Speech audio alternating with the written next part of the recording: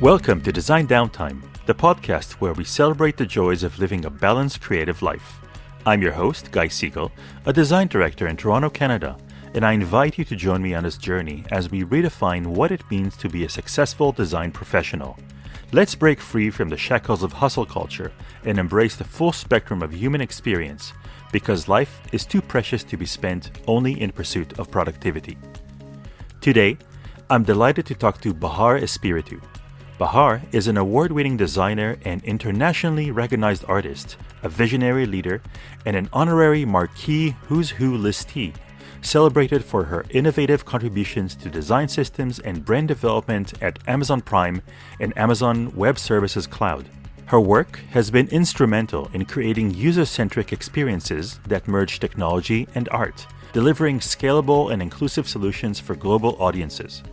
Currently, she serves as a creative director at Essence of Hockey, where she continues to push boundaries in art, design, and storytelling. Bahar, welcome to the show. Hello, Guy. Thanks for having me. It's a pleasure. And today you want to talk about fantasy novels. Oh, yeah. You were super excited when you suggested the topic. I remember your face lit up. I love it. I just love storytelling, and fantasy is something that has been with me since I remember, since I was like 4 or 5 years old. So yeah, when I love your show, you know that I love your podcast. And when we met, I was like, oh my God, I love to come on your show and talk about fantasy novels. And and I'm here. Wonderful. So you kind of like led me already to the first question, the origin story. How did you get into fantasy? I spent my summertime with my grandmother, and it was like 3-4 months of summer. And like, it wasn't like now that you have like all streaming TV and games, or no. It was a lot of like human touch. And so my grandmother, she like, hope that she rests in peace. She passed away when I was 9 years old, but like when I was 4 or 5, she would tell me these amazing stories. And the funny thing is that she wouldn't read from any books or, no, it was all from her memory. She would just make them up on spot. And she would just like tell me every single night before bedtime. She would tell me like these stories that was, like my grandmother was Iranian, Persian, and we call it afsane, which means it translates into fantasy. And it was all, everything that I loved, from, hustle and love and goal and dragons and phoenix. And then I was mesmerized, and it would just put me to sleep, and I would just dream all the greatness. And that's when it started. That was kind of an input. And then the output was the next day, because I couldn't read or write yet, I would paint them. And then that was just, it was my fantasy. That's where it started. So what sort of stories did your grandmother tell you? Oh, it was everything. And I'll actually tell you a funny story about the stories. So it was usually about this hero that would go on an adventure to find something, whether it was love or freeing their country, or, finding some potion for something. It was always something, in search of something. And my grandmother usually had the hero of the story to be a guy, a man, a male. I remember one night I asked her, hey, Grandma, why is it always a man who is the hero of the story? And honestly, I swear to God, she had the epiphany of, oh my God, she's right. Maybe I should change it. And the funny thing is that she changed the story. So then the hero of the story is a she, is a woman. And since like that night, she never changed it. And the funny thing is that everything changed so then it matches the female, who is the hero of the story now. And then my paintings also changed. So now I was painting all the sheroes, and and I was like, oh, I like this. This is cool. The beginning was stories from your grandmother, and you were painting those stories because you didn't have the ability to write yet. When did you get into reading books? I started reading right when I was like in my first grade, and started reading. And I remember that, just like regular books at school are just not enough anymore. I think my grandmother ruined me. And so I wanted to read novels. And I remember I started reading like the easy ones that I could find. So at school, we had some literature that we were studying, and I just got into them. Like, for example, Shahnameh, which was it's called the Book of Kings, which is written by Ferdowsi, and it's like goes 3,000 years back.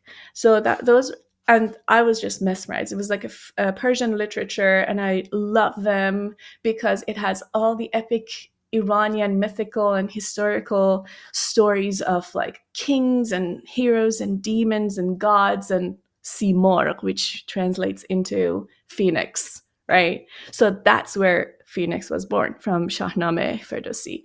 And then I got into more books that were like for my age, appropriate for my age, which was like it was like 1001 Nights, like again, like older books, and then Visan Ramen, and then I think the first one that you probably recognize is The Hobbit. And so I started reading Hobbit, and I actually did not with The Hobbit. I started with the Lord of the Rings trilogy.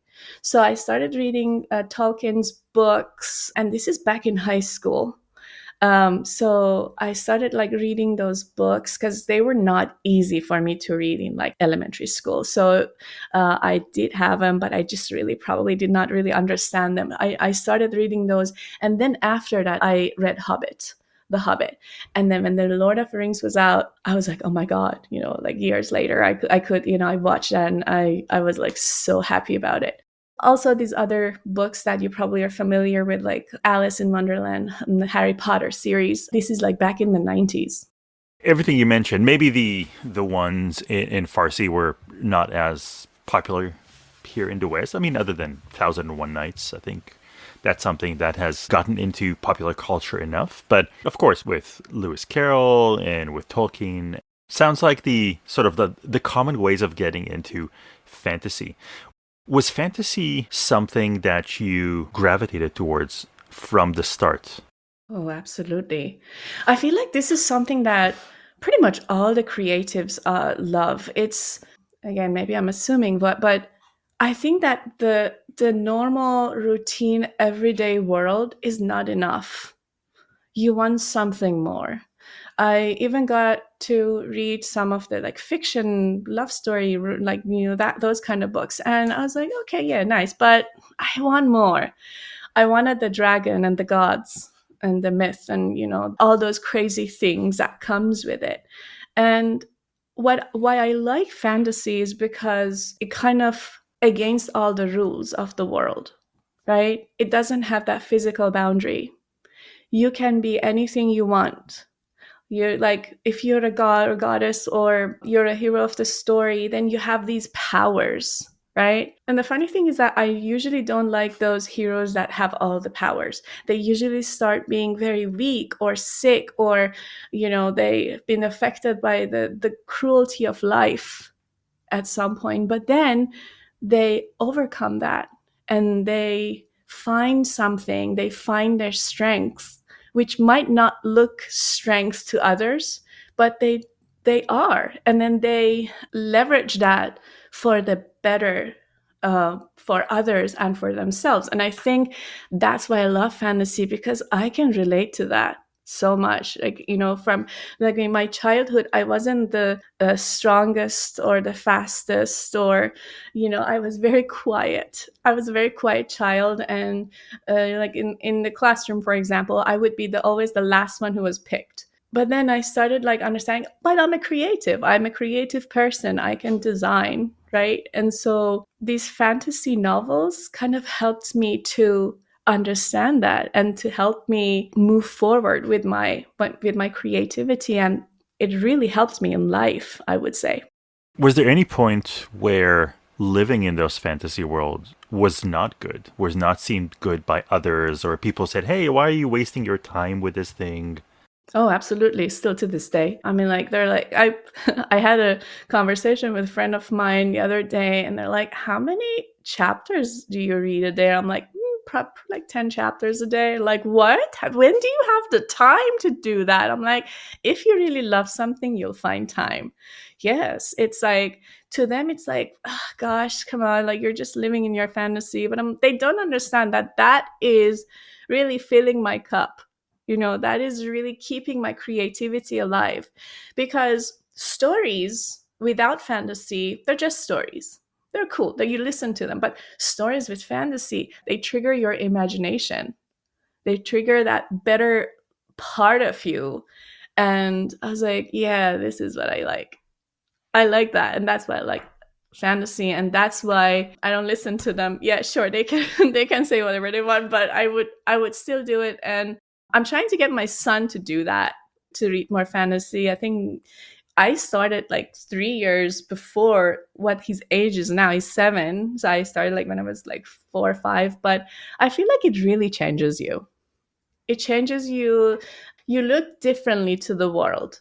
You can see beyond of what it is. And it keeps you motivated and keeps you interested in everything that you do. You've obviously had a strong connection to both the words, the story itself, and the visuals that bring that to life. Do you have any relationship or connection to the art that's inspired by fantasy books or the visual representations of that? Yeah. So here's a cool thing about fantasy. When you read it, it really, like, a good novel, a good author, when they are writing the book, I have a lot in mind, like George Martin of a Song of Ice and Fire series, like that's Game of Thrones, or Rick Riordan or Lewis Carroll, just a lot of the recent ones. When they are good in writing, the way that they write, you can almost see it. And the fun thing is that, like a contemporary art, they don't really define it to the very detail, but they define it enough so then you can have that imagination. And so I think, especially as an artist, as someone who loves to paint, when I'm reading them, I can imagine what that scene is like, or what that character looks like, or what that city feels like, or that situation, or that dragon. So, and that, at some point, like, I still do have my paintings from like back in time when I would paint it like the next day. It's funny because every time in every stage of life, when I was painting those, they might look different. Maybe the phoenix in when I was like 5 or 6 years old looked different, and then when I painted those in like when I was 9 years old. So it changed, because it's like a beautiful contemporary abstract art that they are kind of painting with their words. The world of fantasy novels is huge. And a lot of times, fantasy itself is more of a setting, more of a possibility than a specific thing. There's a lot of subgenres within fantasy. What are some of the ones that you're more attracted to? So recently, I've been into like Rebecca Yarros and Sarah J. Maas. So these are basically dark fantasy, slow burn. I would say, like, this is like, they are famous as being slow burn, long fantasy. They're like really long series. Not to me. They don't look long to me because I just cannot put them down. They're so good. But yeah, there are. So recently I've been like really drawn to those kind of fantasy novels. In the past, I would say maybe story of gods, like gods and goddesses, but now recently a lot of loves and dragons and those kind of stories. And I love the fact that the hero of the stories are women. It usually starts with a woman who had a lot of troubles in their childhood, and now they actually use those and leverage those to be like this perfect hero, and then they're kind of saving others' lives, a nation. So yeah, those are the ones that I'm into these days. Like Akatar would be one. I just finished them. There are like 6 books of Akatar, and it stands for A Court of Thorn and Roses by Sarah J. Maas. Beautiful literature. I read Rebecca Yarrow's trilogy. The fourth book is going to be out soon as well. So those are the ones that I also read. And recently, I read Quicksilver, and I'm still like reading that. I haven't finished it yet, and I think between everything that I read so far, I really love Quicksilver. I cannot put it down. I'm having a hard time finishing it because it's such a great story. I don't want to give a lot of spoiler alert, but again, as I said, it's a dark, gritty, suspenseful romance that blends psychological tension with fast paced action. And so these are the things that I'm into these days. Are those the things that are kind of like the elements that you look for in a good fantasy book? Absolutely. Yeah. Especially if you're like a should I say like a fantasy expert? If you're like a fantasy expert reader, those are the things that you want because it's not enough. Like you want more from it. And yes, you definitely get what you want in those books. You mentioned gods and goddesses and the world of mythology as having a big influence on the themes and the content within fantasy novels. Do you also see fantasy playing a similar role to what mythology played in a history of people, which is modeling what is right and wrong, modeling what is the sort of the behavior that we should aspire to? Do you see that similarity? Oh, absolutely. I mean, like if you get deep into like these fantasy novels, like mythical books, you see that a lot of these heroes are like usually breaking rules that should not be there in the first place, right? But they want to do it not because of their own good. They want to do it for others. And that is something that you probably see in everyday world too, right? There are people that do that, but they're all demons too. They're demons that are doing things that they say it's good for you and this and that. I'm not going to get into it, but it's not really. It's just for their own benefit. And you see that in those fantasy novels all the time. And to I I mean, like I want to give you an example of like one of the things that I always loved about, like, for example, like reading these older, like classic fantasy novels, is that they're timeless. So if they are good, they're timeless, and the characters are reused in other books. Like I would say Phoenix. Phoenix has been used in a lot of like movies, fantasy, like whatever that you like sci-fi. And Phoenix is this bird who like kind of burns itself to be reborn, right? So maybe to us that's so cruel. Like why do you do that? But it's all of our it's the old understanding, it's the old thinking that the bird is killing. So then when it's born, it's a new thing. So in your life, right, let's say that you want to go from one career to another career, and so you have to kind of, if you want to advance, you have to kill someone in you, you have to kill some things in you in order for you to be born again.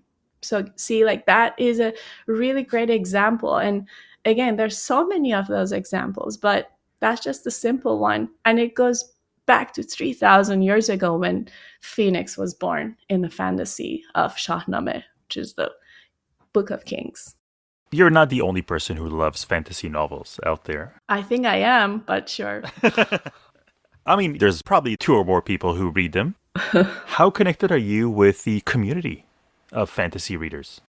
I'm very connected. I am part of some of the book clubs that goes on. There are some Instagram groups that I'm part of. I love when they rant about something. I don't really get too political about it. I don't get too, there's some of them are so like hard dive for like those, oh my God, what just happened? And they're like, talk about it. No, I'm just for the story. I'm just there to, I'm like, okay, yeah, great. Yeah, okay, so this happens in this chapter. Love it. Let's just move on. Let's see what happens next. I am looking forward to what happens next, but I don't really get political. I don't get into like those discussions. Sometimes gets too heat up and I'm no, I'm just here for the fun of it. I'm not here to fight. But yeah, I'm part of a lot of communities. They have Discord communities, they have Instagram communities, and I'm part of a lot of those. And haven't been a lifelong fan of reading fantasy. Have you taken a stab at writing your own stories? I don't write, I draw, but it has kind of given me ideas. I never thought about writing, to be honest. I never thought about actually sitting and writing. It maybe one day it comes to me. I don't know, but not to this day. But definitely when I read a story, when I read a novel, the first thing that comes to mind is that, oh my gosh, I just want to picture that scene. That was just the perfect scene of like, it was like a battle or like a love scene, or I just love to picture those. So never thought about writing to this day, but you never say never. Maybe one day in the future. Let's say someone is listening to this right now and they never really got into fantasy. Maybe they said, you know what, I'm not really interested in swords and sorcery, or I'm not really interested in some of the things that I've seen out there. I would love to read a few books, but they're all 800 pages and they have 10 different volumes. What are some good ways for someone to dip their toe into fantasy and see if it's like sample a few different things within the world of fantasy? First of all, because it's not your routine everyday, I would say, fiction, even 1,000 pages sometimes is not enough, because honestly, you cannot put them down. Like the story goes, and then it gets to a point that you just cannot wait to turn the page.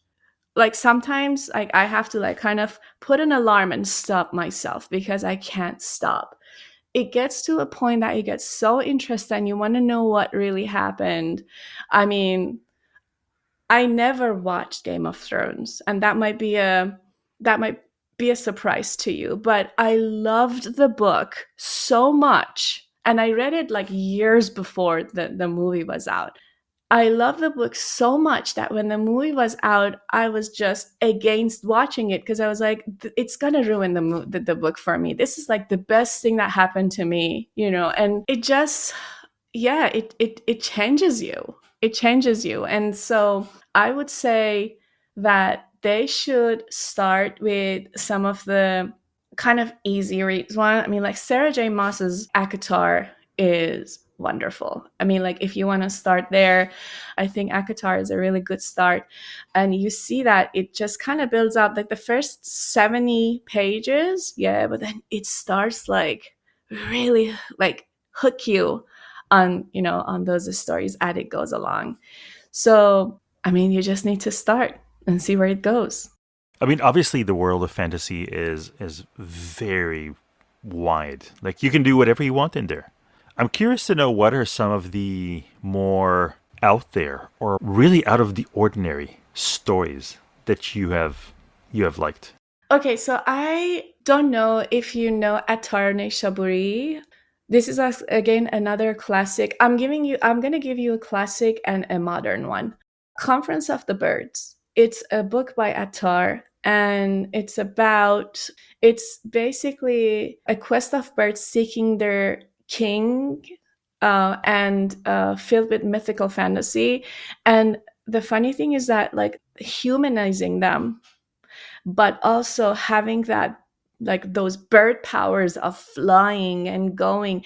So that is very different. Like it's, you almost like respect them for what they believe and they want to do. So I would say that was one of the things that it's always stays with me. And then years later, because this is a very old book, it goes back to 12th century or something. And then years later, recently, Coldplay they have a whole album on it. Yeah, on Conference of Birds. I mean, like that's actually one of the songs, and he sings about like Chris Martin sings about this. It's very interesting. So again, good stories, they don't age, they don't have time, they're timeless, they're boundless. I think being boundless and timeless when a fantasy, but I think this is about any kind of literature, to be honest. But fantasy, That's a hard one. If you can make a fantasy timeless, and if you make a character that is over and over used in other kind of novels and fantasy and genres, I mean, I think that's a really great one. And then the recent one, I think the recent book that I'm reading, Quicksilver, as I mentioned, it's like a dark romance. It's a psychological tension with fast-paced action that I'm reading. And again, like, to give you like a quick summary, it's like about a woman sacred by her past, living on the edge of danger, and then suddenly she finds herself entangled in the world of secrets, betrayal, and like violent confrontations, and then she has to get out of that, right? And the way that she's dealing with all her problems is always very positive, although she is like really in a very negative situation, and she's alone.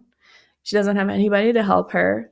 She's really young. So, but the way that she's looking at it's always with that, positive outcome. You know what? I'll do this and that will happen. And that's going to be a positive. And then whether it happens or not, but I just love the fact that in the darkest time of her life, she's very positive.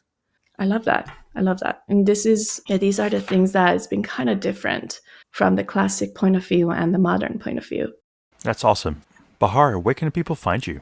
I'm on Instagram at Bahar Espiritu, and you can also find me on LinkedIn. Again, my name, Bahar Espiritu. It's pretty unique. So yeah, I'd love to connect up. Awesome. Thank you so much for joining us today. Of course. My pleasure. Thanks for having me. This is all for this episode of Design Downtime. Thank you for joining me. And until next time, I hope you enjoy your downtime.